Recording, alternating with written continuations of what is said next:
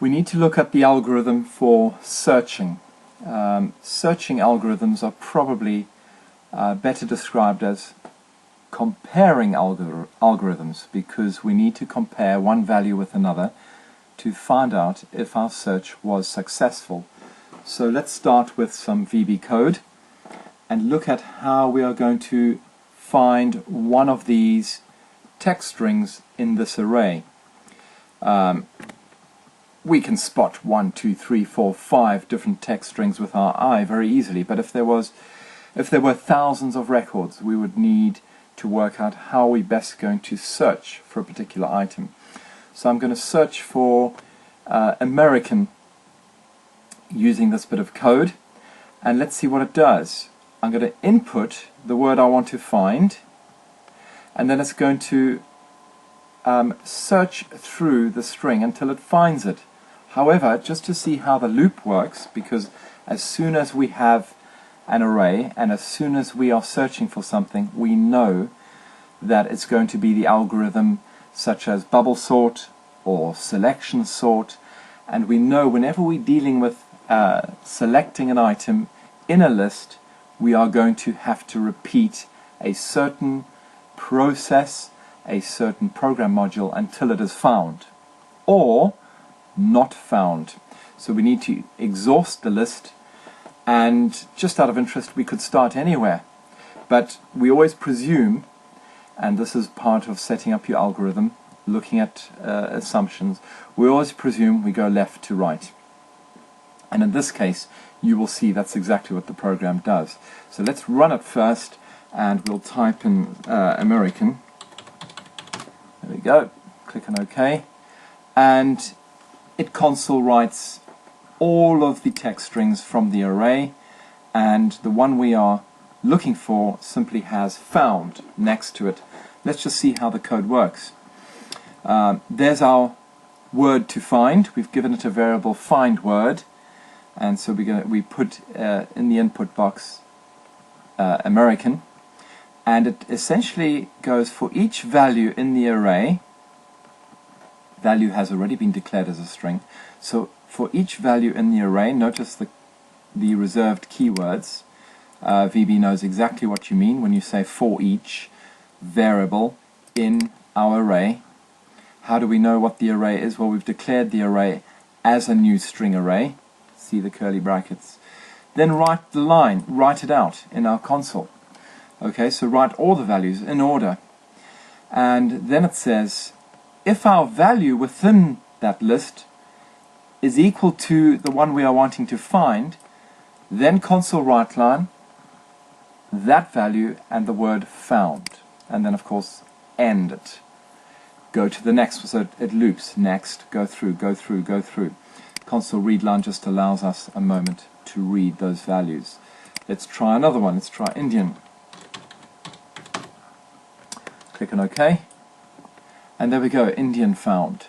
Okay, we've gone and printed, or written if you like, in the console our 1, 2, 3, 4, 5, 6 different strings, and the one we're looking for says found. This is a very basic string search algorithm.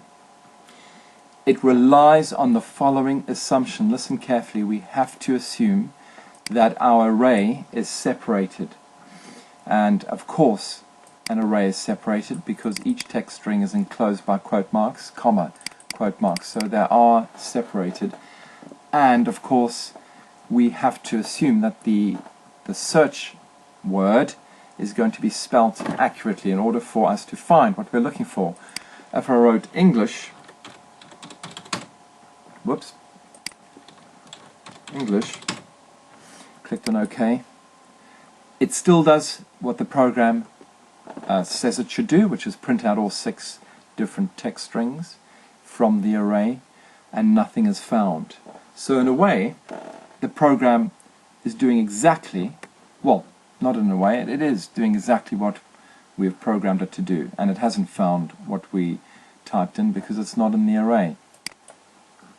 Okay, so in a way, this is a great example of a simple text string search algorithm. We are searching for a specific text string. look at our assumptions. Let's look at our assumptions. We have these following assumptions. There's no pre-processing phase. In other words, we've already got the text in the array. There's nothing to do to that text. There's no pre-processing. Means we do not have to format the data.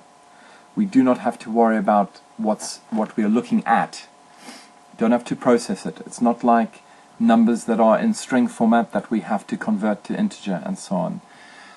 There's a constant. Usually it's a space. In our case, it's already each word is in the array, so it's already being predefined. We've defined it as like Indian, like that.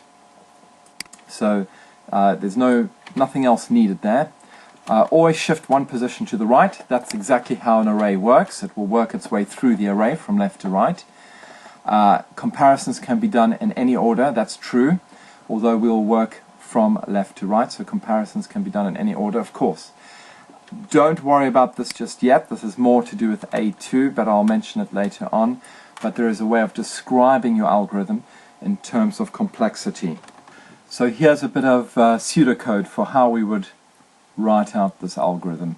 Remember, there's no strict laws governing pseudocode, while the textbook will suggest ways of how to assign variables and things like that to mention in your algorithm when you're writing pseudocode, as long as it makes sense. Now, will you be asked to write some pseudocode? No, but you'll certainly be asked to interpret some pseudocode.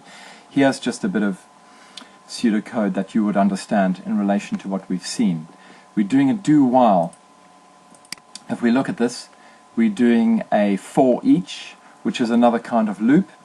That's fine, as long as you're indicating some sort of loop. So our loop here is do while our searched for item is not equal to the pattern of text strings in the array.